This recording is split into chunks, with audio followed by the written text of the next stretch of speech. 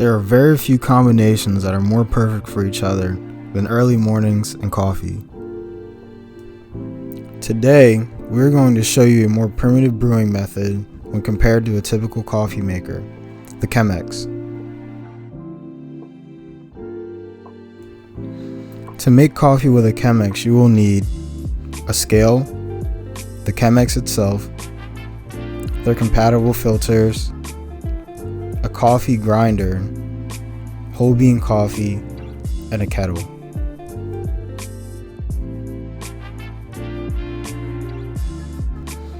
The next step of this process is preparing your water.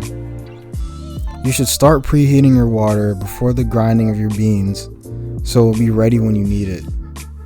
Coffee beans also taste best when brewed immediately. The water should be set just below the point of it boiling. With years of experience, grinding coffee can be done easily by hand.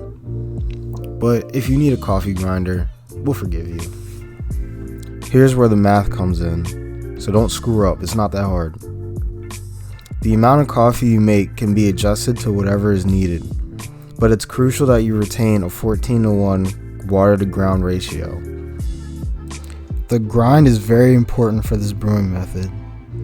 You want to grind similar to kosher salt, or 16:20 on the Baratza scale.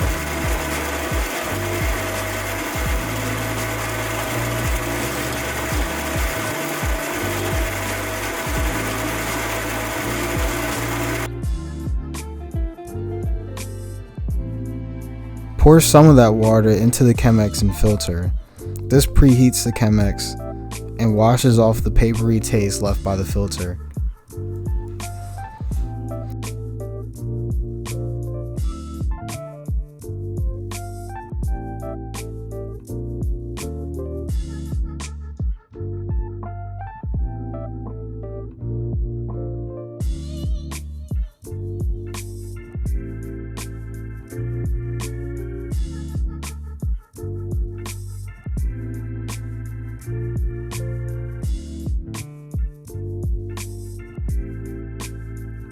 Once the coffee is grinded and placed in the Chemex, you want to dig a well in the coffee grounds. This allows for even saturation of the coffee when doing the bloom.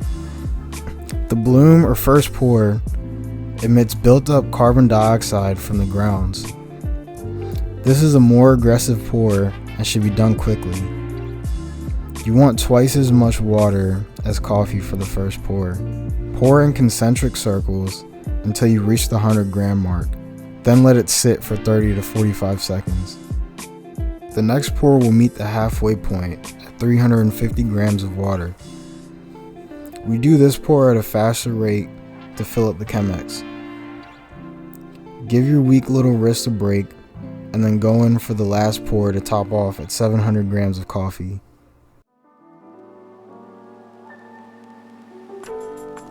The last pour should be slow, smooth, and steady. We know you don't know much about that. Towards the end of the pour, you want to transition from your questionable circular motion and just fill up the center of the grounds. Just stay with me, okay? Then grab a spoon and lightly stir in both directions to knock loose grounds off the filter. For the dry down phase, once the Chemex is about 3/4 of the way full, give it one last swirl and let sit until completely drained.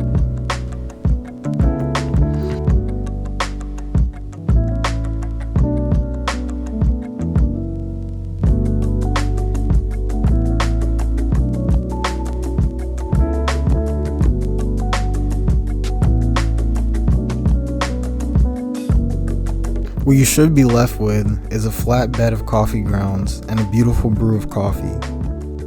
I said should, by the way, it's not our fault you messed up. But if you didn't, congratulations, you're not a complete failure. Dispose of the filter and go screw something else up.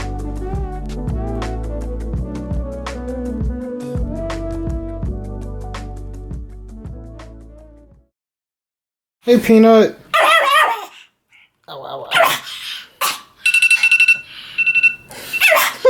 My bad.